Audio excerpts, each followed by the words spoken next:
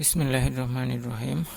প্রিয় শিক্ষার্থী, গতদিনের ক্লাসের পর আজকে আমরা যেটা পড়ব, অর্থাৎ গতদিন আমরা এতটুকু আমাদের প্যাসেজের এতটুকু ক্লিয়ার করার চেষ্টা করেছি। এখন ইনশাল্লাহ এর পরবর্তী অংশগুলো ক্লিয়ার করার চেষ্টা করব। এটা হচ্ছে পেজ নাম্বার 7। তো 7-এর পরে আমরা 8 নাম্বার পেজে চলে যাই। এটা হচ্ছে নতুন বই।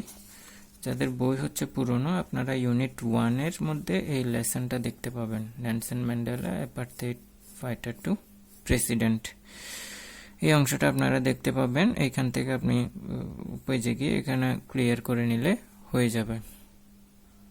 তো 8 নাম্বার পেজের যেই অংশটা আপনারা এখন দেখতে পাচ্ছেন, এটা হচ্ছে একটা বক্তব্য, একটা স্পিচ। অর্থাৎ 1994 সালে ম্যান্ডেলা যখন প্রেসিডেন্ট হয়েছিলেন, তখন তিনি জাতির উদ্দেশ্যে একটা বক্তব্য দেন, এবং এই বক্তব্যের একটা অংশ হচ্ছে এই অংশটা। জাতির উদ্দেশ্যে তিনি যে বক্তব্য দিয়েছিলেন, এটা হচ্ছে সেই অংশটা। তো ওই বক্তব্যের চুম্বক অংশ, যেটা গুরুত্বপূর্ণ অংশ, সেটা এখানে কোট করে দেওয়া আছে, অর্থাৎ এখানে গুরুত্বপূর্ণ অংশটা এখানে উল্লেখ আছে। তো এখানে তিনি বলেছেন, I hate race discrimination. Race মানে কি?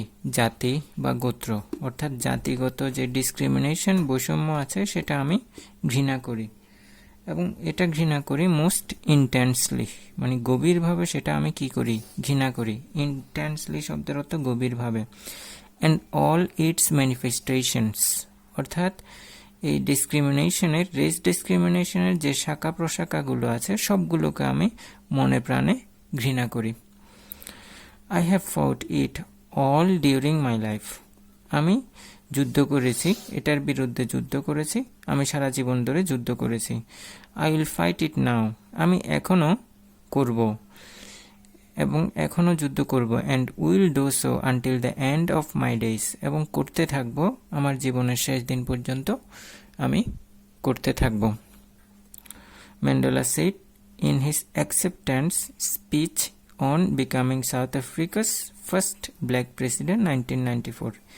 অ্যাকসেপ্টেন্স স্পিচ বলতে আপনার মানে অভিনন্দন দিয়ে, মানে প্রথমত মানে হওয়ার পরে আপনার জাতির উদ্দেশ্যে স্বাগত ভাষণ যাকে বলে, অর্থাৎ জাতির উদ্দেশ্যে যে ভাষণ দিয়েছিলেন, সেটাতেই তিনি এইসব কথা বলেছিলেন। তো এইখানে দেখেন ডিসক্রিমিনেশন শব্দের অর্থ কি বলেছিলাম? বৈষম্য। তো এইখানে ডিসক্রিমিনেশনের উপর সিনোনিমাস ওয়ার্ড আসতে পারে, এভাবে প্রশ্ন আসতে পারে। প্রশ্নটা এভাবে বলতে পারে, হোয়াট ইজ দ্য সিনোনিমাস, অর্থাৎ এখানে সিনোনিম অফ ডিসক্রিমিনেশনের সিনোনিমগুলো কি কি, আপনাকে এইভাবে বলতে পারে। তা আপনি লিখে দেবেন। আমি কয়েকটা এক্সাম্পল আপনাকে দিয়ে দিচ্ছি। যেমন ধরেন যে difference, disparity, distinction.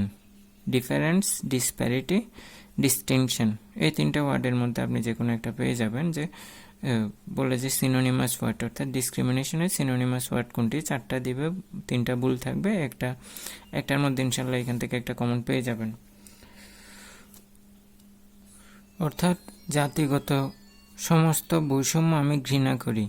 I hate মানে হেট শব্দের অর্থ ঘৃণা করা। ডিসক্রিমিনেশন, সব বৈষম্য আমি ঘৃণা করি। ইন্টেন্সলি শব্দের অর্থ কি? গভীরভাবে। আমি গভীরভাবে, এই যে ইন্টেন্সলি, গভীরভাবে বা তীব্রভাবে। তো এটার সিনোনিমাস ওয়ার্ডগুলো একটু লিখে রাখেন। Intensely,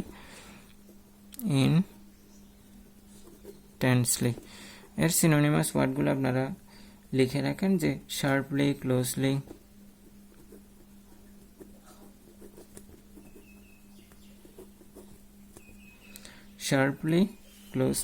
dreadfully, extremely.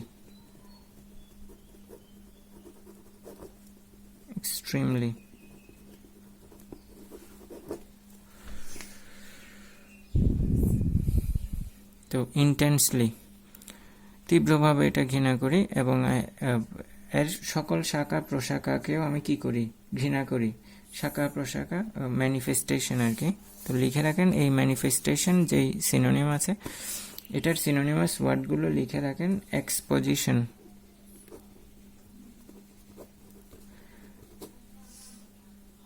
এক্সপোজিশন দিতে পারেন, এক্সপ্রেশন দিতে পারেন, এক্সপ্রেশন দিতে পারেন, এক্সপোজার দিতে পারেন, exposure.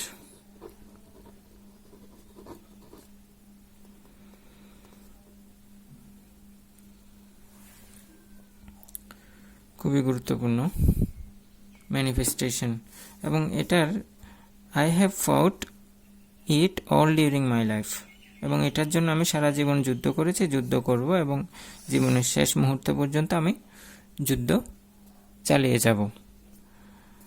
Mandela said in his acceptance becoming first black president, acceptance speech বলতে কি বলেছিলাম, তার স্বাগত বক্তব্য, এই কথা, এই স্পিচটা তিনি দিয়েছিলেন 1994 সালে যখন প্রথম ব্ল্যাক প্রেসিডেন্ট হয়েছিলেন তখন। The time for the healing of the wounds has come. Healing শব্দের অর্থ কি? হিল শব্দের অর্থ আরোগ্য করা। ওন্ডস, এই ওন্ড শব্দের অর্থ কি?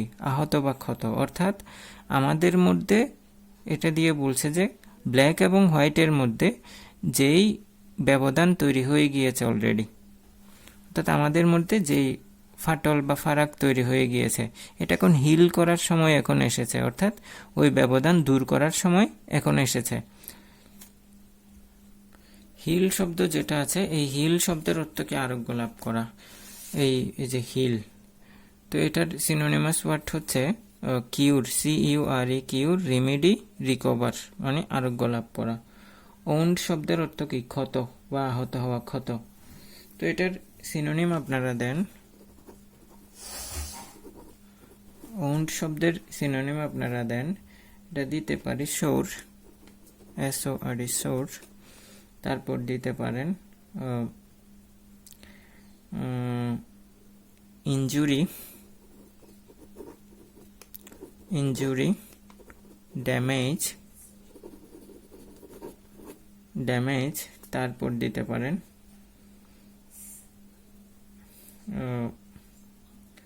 ড্যামেজ, তারপরে আচ্ছা হার্ম দিতে পারেন,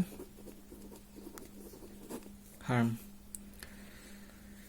অর্থাৎ আমাদের মধ্যে যে ক্ষত তৈরি হয়ে গিয়েছে তা আরোগ্য লাভ করার সময় এখন এসেছে, অর্থাৎ আমাদের মধ্যে যে ফাটল দেখা দিয়েছে ওই ফাটল দূর করার সময় এখন এসেছে। তো Mandela said his in acceptance speech becoming him. The time for the healing, the moment to bridge the chasms that divide us has come. The moment, ওই মুহূর্তটা এসেছে, the moment to bridge the chasms. To bridge, bridge শব্দের অর্থ কি? যেমন ধরেন আমি এখানে একটা, যেমন ধরেন এখানে একটা আমি ব্রিজ, এটা হচ্ছে একটা ব্রিজ, এটা একটা ব্রিজ। তো এখানে এই দুটো রাস্তাকে এই ব্রিজটা কি করেছে? একত্রিত করেছে না? অর্থাৎ এদিক থেকে একটা রাস্তা, এদিক থেকে একটা রাস্তা, এই ব্রিজটা দুটো রাস্তাকে কি করেছে? সংযুক্ত করেছে। কিন্তু এখানে নিচে পানি, তো বলছে যে এই ব্রিজ মানে কি? জয়েন দেওয়া, দুটো অংশকে কি করা? একত্রিত করা। তো বলছে the moment two bridge, bridge মানে একত্রিত করা। দ্য চ্যাজমস, এই ক্যাজমস শব্দের অর্থ কি? ক্যাজম শব্দের অর্থ হচ্ছে যে ফাটল, ফাটল হচ্ছে ক্যাজম বা রিফট বলে একে। অর্থাৎ আমাদের মধ্যে যেই ফাটল তৈরি হয়ে গিয়েছে মাঝখানে, সেটা এখন ব্রিজ দিয়ে এই ফাটলটা দূর করে দেওয়ার সময় এখনই এসেছে। তো এখানে যে ক্যাজমস বলেছি, ক্যাজমস, এটার সিনোনিমাস ওয়ার্ড আপনারা লিখে রাখেন। ক্র্যাক, ক্র্যাক মানেও ফাটল, CRACK, ক্র্যাক, দেন ফ্র্যাকচার, দেন ব্রেকেজ, দেন ফ্র্যাকচার, ফ্র্যাকচার, এটা ধরেন ফ্র্যাকচার, ফ্র্যাকচার, তারপরে দিতে পারেন ব্রেকেজ। সবগুলোর শব্দের অর্থ হচ্ছে ফাটল। এই ফাটল দূর করার সময় এখনই এসেছে। এটা খুবই, এরপরে যে লাইনটা আছে এটা খুবই গুরুত্বপূর্ণ। We have at last achieved hour political emancipation. বলছে কি শেষ পর্যন্ত আমরা পলিটিক্যালি কি করেছি? স্বাধীনতা অর্জন করেছি। ইমানসিপেশন শব্দের অর্থ কি? ইমানসিপেশন শব্দের অর্থ ফ্রিডম, অর্থাৎ আমরা শেষ পর্যন্ত পলিটিক্যাল রাজনৈতিক স্বাধীনতা অর্জন করেছি। পরীক্ষার হলে এই লাইনটা তুলে দিয়ে এভাবে প্রশ্ন করবে, what do you mean by the line, what do you mean by the line? তখন এই যে we have at last achieved our political emancipation, what do you mean by the line, এটা এভাবে তুলে দিবে। তখন আপনাকে সেটার কি করতে হবে, অ্যান্সার লিখতে হবে। খুবই গুরুত্বপূর্ণ একটা বিষয়। তো আপনি আসলে পলিটিক্যাল ইমানসিপেশন বলতে এখানে কি বোঝানো হয়েছে, এটা হচ্ছে মূল বিষয়। পলিটিক্যাল ইমানসিপেশন বলতে হি হিন্টেড মানে কি, what do you mean by,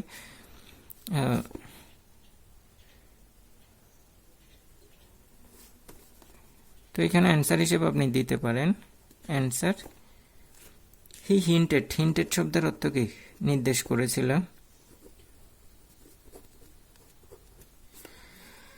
he hinted at political freedom,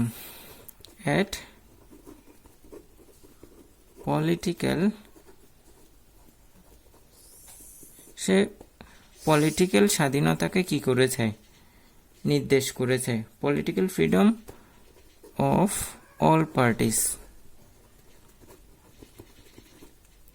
প্রতিটা পার্টির পলিটিক্যাল স্বাধীনতাকে সে নির্দেশ করেছে, মানে কোনো ক্রিড এবং রেস ছাড়া, ইরেসপেক্টিভ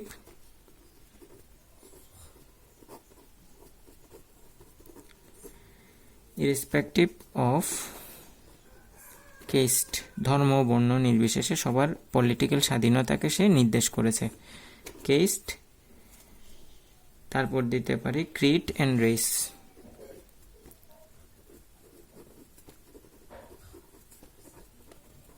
অর্থাৎ ধর্ম বর্ণ নির্বিশেষে সবার রাজনৈতিক স্বাধীনতাকে সে নির্দেশ করেছে।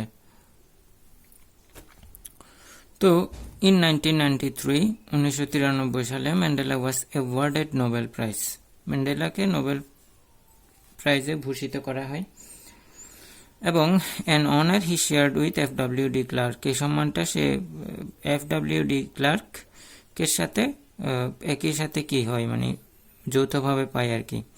The white African leader who had freed him from prison 3 years earlier and negotiated the end of apartheid. তো বলছে কি FWD ক্লার্ক তিনি হচ্ছেন একজন হোয়াইট আফ্রিকান লিডার, সে মানে হোয়াইট মানে সাদা, ম্যান্ডেলারা তো কালো ছিলেন, ম্যান্ডেলারা সারা জীবন ফাইট করেছে ওই যে ব্ল্যাক আর হোয়াইটের বৈষম্যের মধ্যে।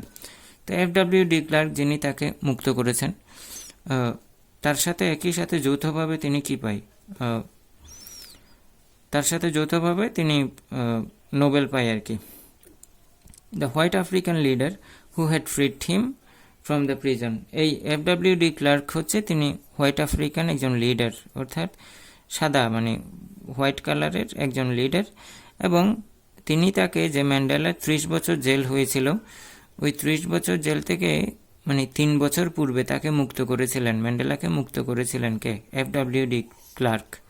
ফ্রিড him from prison 3 years earlier, 3 বছর পূর্বেই, মানে 30 বছরের 3 বছর পূর্বেই তাকে কি করেছে, ফ্রি করেছে, মুক্ত করেছে। And negotiated the end of apartheid, negotiated শব্দের অর্থ হচ্ছে মধ্যস্থতা করা, নেগোসিয়েট শব্দের অর্থ মধ্যস্থতা করা। তো আপনারা এখানে লিখে রাখেন যে এই নেগোসিয়েটের কিছু সিনোনিম আছে, যেই সিনোনিমাস ওয়ার্ডগুলো বলছে এগুলো কিন্তু খুবই গুরুত্বপূর্ণ। আপনাদের 4 নাম্বার আর 5 নাম্বারে ফিল ইন দ্য গ্যাপস থাকবে, ফার্স্ট পেপারও থাকবে, সেকেন্ড পেপারও থাকবে, সেখানে এই ওয়ার্ডগুলোর সিনোনিমাস ওয়ার্ডগুলোই কিন্তু আসবে। আবার সেকেন্ড পেপারের 11 নাম্বারে সিনোনিম অ্যান্টোনিম আছে, সেখানে কিন্তু এই ওয়ার্ডগুলো দিচ্ছি এইখান থেকেই আসবে, ঘুরে ফিরে এখান থেকে আসবে। আমি শুধু সিনোনিম দিয়ে যাচ্ছি, এখানে যেগুলো গুরুত্বপূর্ণ অ্যান্টোনিম আছে আমি সেগুলোও বলবো, আপনারা লক্ষ্য রাখবেন, তাতে বুঝে যাবেন। তো এখানে নেগোসিয়েট শব্দের অর্থ কি, মধ্যস্থতা করা বলেছিলাম। নেগোসিয়েট লিখে রাখেন সিনোনিমাস ওয়ার্ড, আরবিট্রেট, এগুলো হচ্ছে সিনোনিম। আরবিট্রেট, হিগেল, ইন্টারপোজ, হিগল, SIGGLE, তারপর লিখেন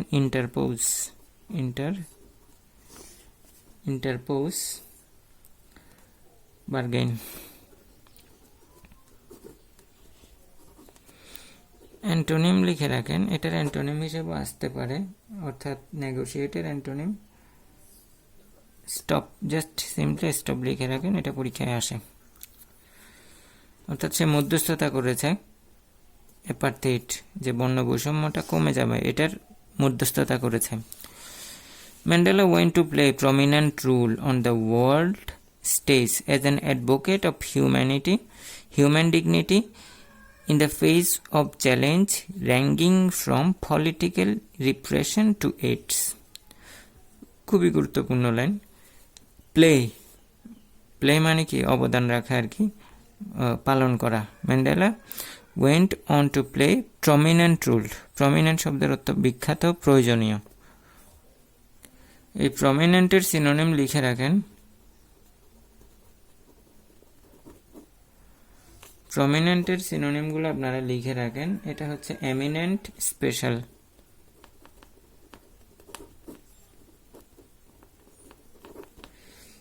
eminent, special, outstanding,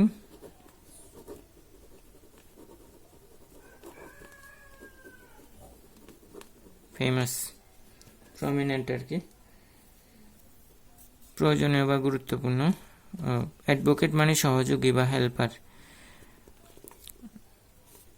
human dignity মানে মর্যাদা। ফেস মানে মুখোমুখি হওয়া।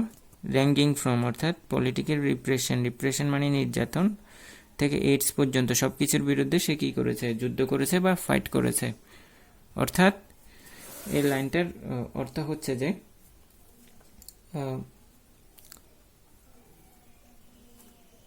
ম্যান্ডেলা রাজনৈতিক নির্যাতন থেকে এইডস পর্যন্ত ঝুঁকিসমূহের মুখে মানবিক মর্যাদার প্রবক্তা স্বরূপ পৃথিবীর মঞ্চে এক গুরুত্বপূর্ণ ভূমিকা চালিয়ে গিয়েছিলেন। অর্থাৎ সাউথ আফ্রিকাতে তো সেখানে এইডসের প্রকোপ বেশি, সে শুধুমাত্র যে হোয়াইটরা যে ব্ল্যাকের উপর যে ডমিনেন্ট চালাতো, নির্যাতন চালাতো, সেটার বিরুদ্ধেও যুদ্ধ করে নাই, এইডসের বিরুদ্ধে সে মানুষকে সচেতন করেছিলেন। তো he formally left public life in June 2004। 2004 সালের দিকে সে মানে মানব চক্ষু থেকে অন্তরালে হয়ে যায়। Before his 86th birthday, telling his adoring countryman, এবং অন্তরালে যাওয়ার পূর্বে অর্থাৎ লোকচক্ষুর অন্তরালে চলে যাওয়ার পূর্বে সে তার টেলিং হিজ অ্যাডোরিং কান্ট্রিম্যান, তার প্রিয় কান্ট্রিম্যানকে বলেছিলেন। অ্যাডোরিং শব্দের অর্থ প্রিয়। Do not call me, I will call you. বলে যে আমাকে আর ডাকিও না, যদি প্রয়োজন হয় আমি তোমাদের ডাকবো। But he remained one of the world's most revered public figures.